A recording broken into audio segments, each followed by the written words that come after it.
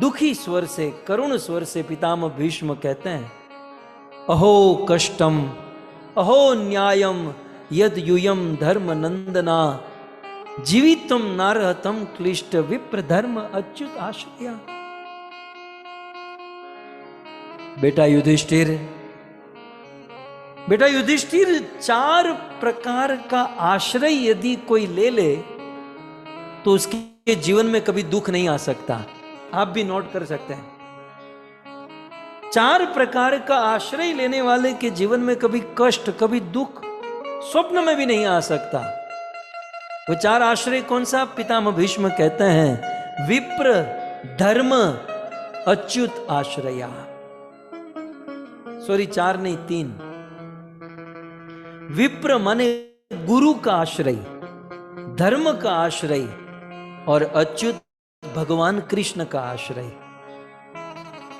गुरु, धर्म और भगवान का जो आश्रय लेता है उसके जीवन में कभी कष्ट स्वप्न में भी नहीं आ सकते। लेकिन फिर भी आप लोगों ने इन तीनों का आश्रय लिया, फिर भी आप लोगों के जीवन में दुख आए। अहो कष्टम, यह कष्ट की बात है। अब देखो, किसी ने कहा नहीं था कि तुम्हारे बेटे दुखी है, युधिष्ठिर महाराज शोक में है, किसी ने कहा नहीं था। लेकिन बाप है ना, बाप को कहने की जरूरत नहीं पड़ती, मां को बताने की जरूरत नहीं पड़ती। अपने बच्चों की भ्रिकुटी देखकर समझ जाते हैं इसके अंदर क्या चल रहा है। पितामह भीष्म समझ गए। पितामह भीष्म कहते हैं कि किसी भी व्यक्ति के जीवन में दुख आए ना, उस दुख के 3 कारण हो सकते हैं, मातृदोष, पितृदोष और कर्म दोष, अपने कर्मों का दोष।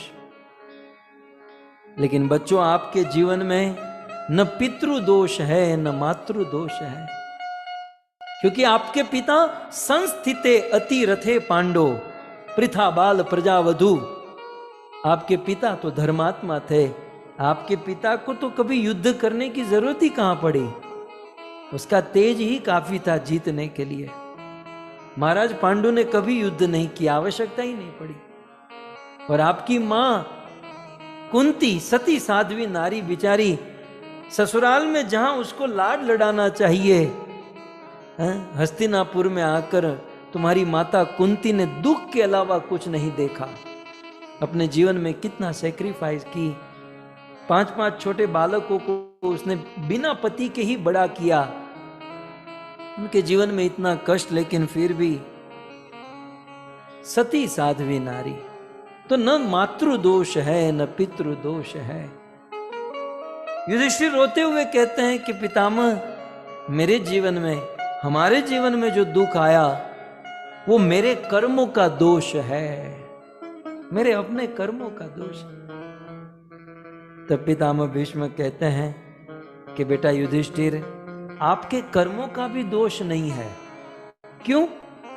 क्योंकि यदि आपके कर्मों का दोष होता तो श्याम सुंदर कृष्ण आपके साथ खड़े नहीं होते। ये कृष्ण आपके साथ खड़े हैं, इसका अर्थ ये है कि आपके कर्म का भी कोई दोष। मैं आप लोगों को भी कहूं कि आप लोग ये कथा में बैठे हो, इसका अर्थ यह है कि आपके कर्म का कोई दोष नहीं, आपके जीवन में बुरे कर्म है ही नहीं।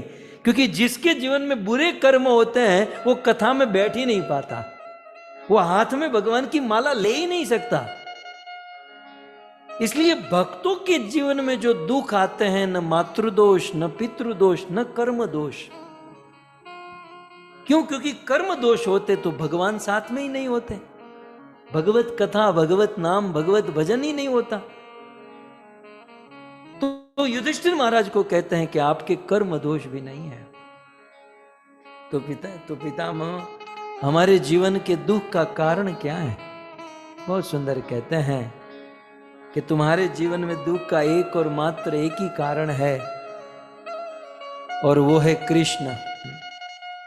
तुम्हें दुख देने वाला और कोई नहीं, ये तुम्हारा ही कृष्ण है। युधिष्ठिर महाराज को दिमाग चकराने लगा। बोले ये तो हमारी टीम में है, बोले ये हमारी टीम का मेंबर है और वो हमको तो बोले हाँ, युधिष्ठिर महाराज सिर खुजाते हुए कहने लगे कि हमने तो आज तक समझ नहीं पाया कि हमारा आदमी हमको दुख दे रहा है। पितामह कहते तू क्या है, इसको कोई नहीं समझ पाया। ये कृष्ण को दुनिया में आज तक कोई नहीं, मुह्यंती यत सूर्य। युधिष्ठिर कहते कि भाई किसी ने तो प्रयास किया होगा। बोले हाँ, जिसने कृष्ण को जानने का प्रयास किया सब लोग उनकी माया में मोहित हो गए। ब्रह्मा ने एक दिन प्रयास किया था, चलो जाकर देखूं कृष्ण कैसा आदमी, तो वही भोजन वाली लीला में ब्रह्मा मोहित हुआ।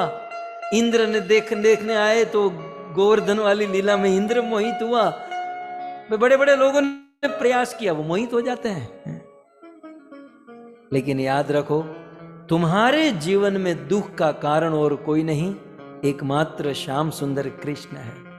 भक्तों, आज पितामह भीष्म के वचनों का सहारा लेकर मैं आप सबके बीच में कहूंगा कि आप भागवत सुनते हो, आप लोग हरि का नाम लेते हो, प्रसाद खाते हो, साधु संतों की संगति करते हो। कर्म की कोई ताकत ही नहीं है कि वो हमको चला सके। भक्त के कर्म होते ही नहीं है, क्योंकि भगवान का नाम और भगवत कथा सुनने की कोई इच्छा करे ना, सारे कर्म, बुरे कर्म भाग जाते हैं। तो भजन करने वाले को कर्म नहीं नड़ता, न मातृ दोष न पितृ दोष नड़ता है। भजन करने वाले के जीवन में जो उथल पाथल उतार चढ़ाव होता है, वो एक और मात्र एक कृष्ण की इच्छा से होता है। तो फिर आपके मन में होगा कि भाई कृष्ण ऐसी इच्छा कैसे करेंगे, अपने भक्तों को दुखी कर देंगे। कृष्ण अपने भक्तों को ये थोड़ा बहुत दुख देकर यहां से निकाल कर अपने धाम में, अपने गोद में बिठाना चाहते हैं। कृष्ण हमें जो देना चाहते हैं उसके सामने ये दुख कुछ नहीं है। ये संसार के जॉब चली जाना, कहीं बिजनेस में लॉस हो जाना, ये कोई दुख है? ये जीवन ही एक स्वप्न है, और स्वप्न में 2-5 दुख ज्यादा भी आ गए क्या फर्क पड़ता है। लेकिन इस दुख के चलते हमें श्याम सुंदर मिल जाएंगे। बड़े बड़े योगी ज्ञानी तपस्वियों को नहीं मिले, वो कृष्ण हमारी मुट्ठी में आ जाएंगे। तो ये तो दुख भी अच्छा है, ऐसा तो दुख भी भला है जो श्याम सुंदर की प्राप्ति करा दे। और इसलिए तो कुंती ने कहा दुख दीजिए। सो इस प्रकार से कृष्ण साक्षात ईश्वर है। ये वे भगवान साक्षात आद्यो नारायण पुमान। ये स्वयं नारायण है, स्वयं परम पुरुष है, ये साक्षात ईश्वर है। इतना ही नहीं, ये कृष्ण कहता है सर्वात्मन, सबके हृदय में यही तो बैठा है। तुझे क्या लगता है कि ये शोक तुझे हो रहा है? ये शोक पैदा करने वाला भी ये कृष्ण ही है, ताकि तू मेरे पास आए और मैं ये सब बोलूं। युधिष्ठिर तो आज पूरे चक्कर में ही पड़ गए हैं। ये सर्वात्मन समदृश, ये समदृश है, ये अखंड है, ये अभेद। कृष्ण की बड़ी बड़ी महिमा कही। लेकिन पितामह भीष्म अब अंत में एक बहुत सुंदर बात जो मैं आपको करना चाहता हूं, बोले इतने महान है, बड़े बड़े देवता इसको जान नहीं सकते।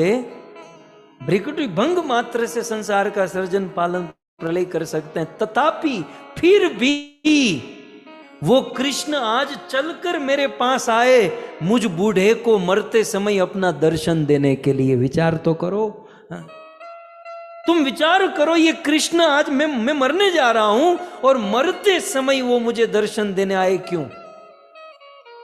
मैंने बहुत ऐसे माला घीस डाली थी आप लोगों की तरह, बहुत कथाएं सुनी थी। नहीं, मैंने तो कोई अच्छा काम नहीं किया। अरे मैंने तो अधर्म का साथ दिया, द्रौपदी को निर्वस्त्र किया, उस समय मैं कुछ नहीं बोला। दुर्योधन ने इतना पाप किया, मैं कुछ नहीं बोला, और मैं दुर्योधन की सेना में खड़ा था, मैं तो अधर्म के साथ था। तथापि फिर भी, अब आप देख सकते हैं श्लोक में पितामह भीष्म कहते हैं तथापि फिर भी कृष्ण मेरे पास चल कर आए। बताओ, मेरे जैसे पापी के सामने कभी भगवान आएंगे? ये मैं उस पॉइंट पर बोल रहा हूं जिनके मन में कुछ ऐसा संशय है कि भाई हमारे माँ बाप, हमारे पूर्वज, हमारे पितरों से भक्ति नहीं हो पाई, वो बेचारे मेहनत करने में, जीवन की स्ट्रगल में ही समय बीत गया। और उन